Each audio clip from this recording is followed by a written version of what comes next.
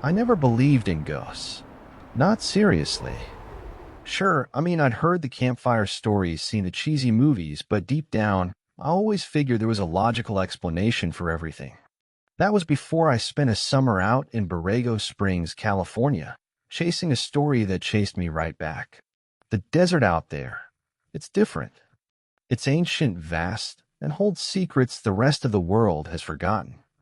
And sometimes those secrets don't want to stay buried. It started innocently enough. I was a freelance journalist, always on the hunt for the next intriguing local legend. I'd stumbled upon whispers of the phantom stagecoach of Borrego Springs. A cool story, I thought. Old West vibe, a bit of mystery, perfect for an online piece. Locals spoke of it in hushed tones, the sound of galloping horses where no horses should be, the faint creak of wagon wheels carried on the hot desert wind. Sometimes, if you were unlucky, a glimpse of a spectral stagecoach, its horses like bone and shadow, thundering across the sand before dissolving into nothing. The really chilling part. The spectral driver, his face lost in the deep shadow of a wide-brimmed hat, said to turn his head and stare right at you before he vanished. I was intrigued, but skeptical. I packed my gear, cameras, audio recorders, enough water to last a week, and a healthy dose of scientific detachment. My plan was to set up camp near the old historical trails, where most of the sightings occurred, and spend a few nights listening, maybe catching a weird sound on my recorder, then write a fun little piece about local folklore. Easy money. My first few nights were uneventful. The desert nights were beautiful, though. The sky, a blanket of stars so dense you felt like you could reach out and pluck them. The air was cool after the blistering heat of the day, and the silence, it was profound. The kind of silence that makes your ears ring, a silence so complete it almost felt like a presence. I'd lie in my tent, listening to the distant howl of coyotes, the rustle of unseen creatures in the brush, and nothing else. I started to think this was just a tall tale, exaggerated over generations, a desert mirage of sound. Then came the third night. I was lying awake, reading by the dim glow of my headlamp, when I heard it. Faint at first, a rhythmic thudding, almost like a drumbeat, incredibly distant. I turned off my light, straining my ears. It grew louder, a steady thump, thump, thump, thump, accompanied by a faint, high-pitched creak. It wasn't a car. There were no paved roads out here, just dusty tracks. This sound was organic, raw. It was the unmistakable sound of horses at a full gallop, pulling something heavy. And the creak, it was wood old and stressed, like the chassis of a wagon. My heart started to pound. This wasn't some distant coyote. This was it. I scrambled out of my tent, fumbling for my night vision binoculars. The moon was a sliver, and the desert floor was a canvas of deep shadows and pale sand under the starlight. The sounds were closer now, the thundering hooves reverberating through the ground beneath my feet, the creak of the wagon a mournful sigh carried on the breeze. It sounded like it was coming from the old Butterfield stage route, about a mile or so to the east. I gripped the binoculars, my hands trembling slightly. I scanned the horizon, my breath catching in my throat. Nothing, just the vast, empty desert, bathed in the ghostly luminescence of starlight. But the sounds, they were getting louder, clearer, like the stagecoach was barreling right towards my position. I could almost feel the vibration in my chest. This wasn't some trick of the wind. This was real, or at least real enough to fool every one of my senses.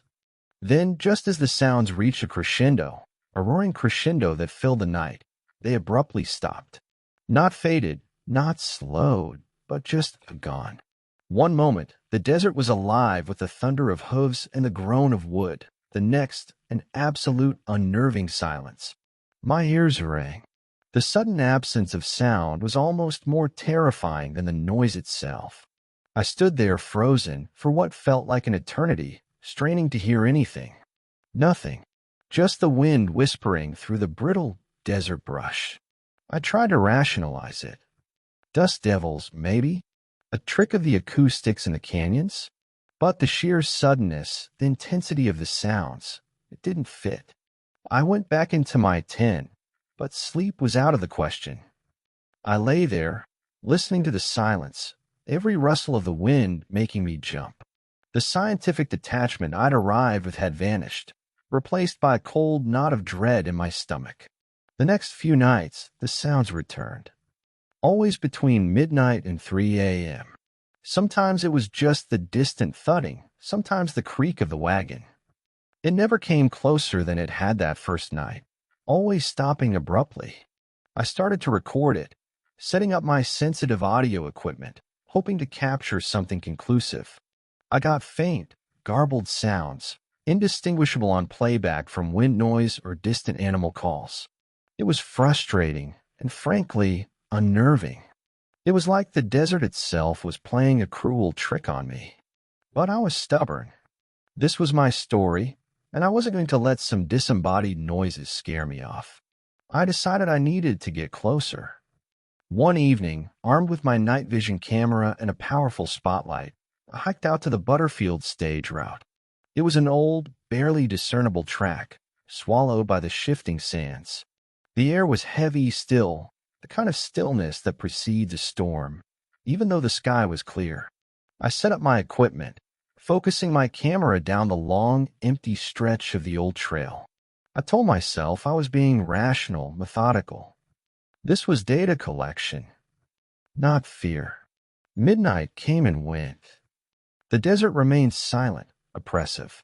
My flashlight beam cut a narrow swathe through the darkness, illuminating only the immediate area around me. The hours stretched on, and I was starting to feel foolish, cold, and tired. Maybe tonight was the night it wouldn't show up just to spite me. Then, around 2:30 a.m., the ground beneath me started to vibrate. A low, rhythmic tremor that started subtle and quickly intensified. It was the thump, thump, thump, thump again, but this time it was louder, much closer than ever before. The creaking of the wagon followed, a skeletal groan that seemed to tear at the fabric of the silent desert. It was coming from the west, heading straight towards my position on the old trail. My heart hammered against my ribs, a frantic drumbeat echoing the approaching hoofs. I fumbled for my night vision camera, raising it to my eye. The vibrations intensified, shaking the ground. The sounds were overwhelming now, the thunder of dozens of hooves, the screech of dry wood, a strange, ethereal wind that seemed to whip up out of nowhere, carrying with it the scent of dust and something else, something cold and ancient, like grave dirt. Through the green glow of the night vision, a distortion in the air appeared on the horizon, like heat rising off asphalt on a summer day, but it was midnight and cold. It shimmered, growing more defined, resolving into a vague, indistinct shape. It was huge, dark, moving with impossible speed. As it drew closer, the green haze cleared, and I saw it. It was a stagecoach. Not a real one, not in any earthly sense. It was spectral, translucent, shimmering like heat haze but undeniably there. Pulled by what looked like 4 horses, except they were skeletal, their bones gleaming faintly in the near darkness, their eye sockets dark, vacant holes. They thundered forward, hoofs kicking up dust that seemed to glow with an unearthly light. The coach itself was old, weathered, the wood rotten, yet it moved with a terrifying force. And then I saw him. The driver. He sat hunched on the driver's seat, his form as indistinct as the coach, but the wide-brimmed hat was unmistakable, casting his face in an impenetrable shadow. He held spectral reins, guiding the skeletal horses with an otherworldly precision. The sounds were deafening now, a cacophony of spectral hooves and groaning wood. My entire body vibrated with the force of its passage. It was barreling towards me, right down the path I was standing on. I tried to move, to run, but my feet felt rooted to the sand. Fear, raw and primal, had me paralyzed. It wasn't the fear of being hit. I knew instinctively that this wasn't corporeal in the way a real coach would be. It was the fear of the unnatural, the sheer impossibility of what I was witnessing. As it drew level with me, maybe 20 feet away, the driver slowly, impossibly turned his head. Even though his face was obscured by the deep shadow of his hat, I felt his gaze. It was a cold, empty stare, devoid of life, yet filled with an ancient, bone-chilling awareness. It felt like he was looking right through me, into something deep inside me, recognizing something he knew. A profound, aching sorrow seemed to emanate from him, mingled with an intense, unyielding purpose. He didn't swerve, didn't slow. He just stared.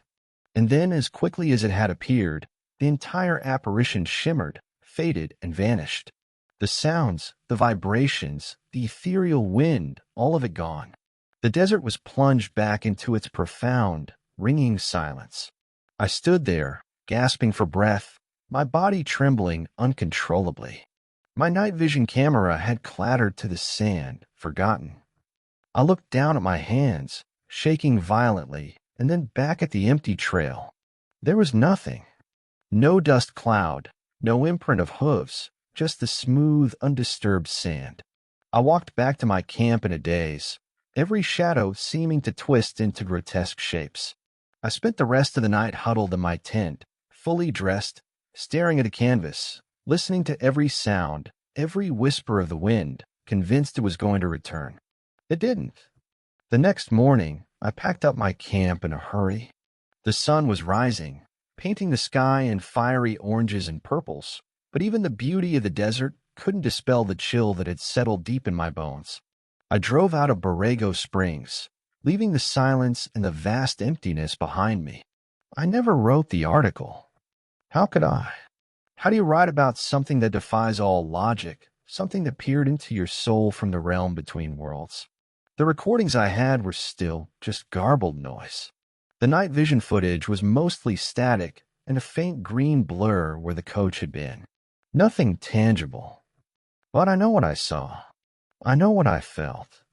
And sometimes, even now, when the night is utterly silent, I can still hear, faintly, the rhythmic thump, thump, thump, thump of spectral hooves and the mournful creak of an old wagon, carrying something unseen across the vast, empty expanse of the desert.